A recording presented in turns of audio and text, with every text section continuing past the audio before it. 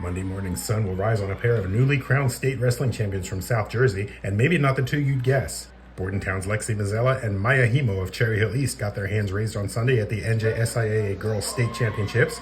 It brought a satisfying end to what had been a harrowing day for both of them. Mazzella's path was particularly tough.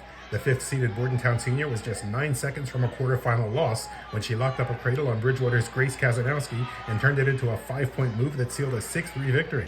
Next on her dance card was Jackson's Camilla Bissard, the top seed at 132 pounds and a sixth-place finisher last year.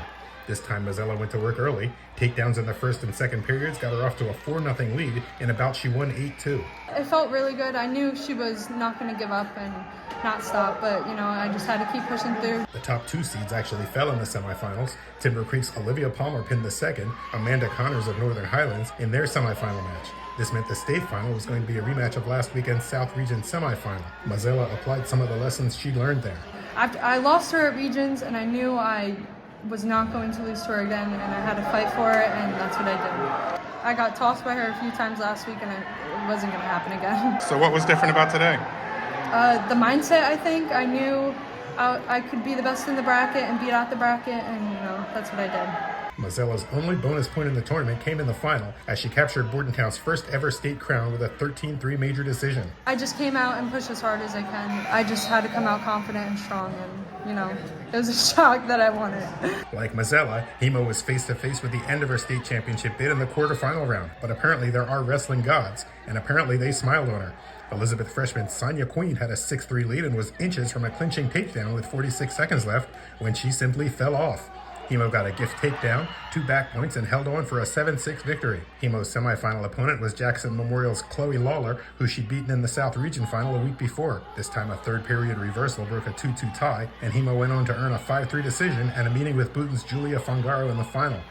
Hemo said she'd had her first solid week of practice between those two meetings. I strained my wrist. I had 4 hurt fingers. Really work a lot of stuff. Like the moment he stood up, I'd always have to cut my partner. I was wrestling with my hand like this, like E.T. Still not really healed yet, but they're a lot better than what they used to be. Healed or not, Hemo had her hands full in the final. Fongaro's second period escape was close to standing up as the only point in the bout when Hemo hit a Peterson with the clock ticking down. It was something like a Hail Mary pass. I got set on bottom, and my coach told me get 1 or 2. And then I tried to go for a switch. It didn't work. Peterson was there, so I just went for it. I didn't think it would work though. I knew that if I lost it, it was over. So I held as tight as I could. She said she couldn't believe it when the pin was called with 28 seconds left. You can actually see that in her face. But it happened. Cherry Hill East has its first state wrestling champion since Greg Casamento in 1988, and just its third in school history. From Phillipsburg High School, this is John Lewis.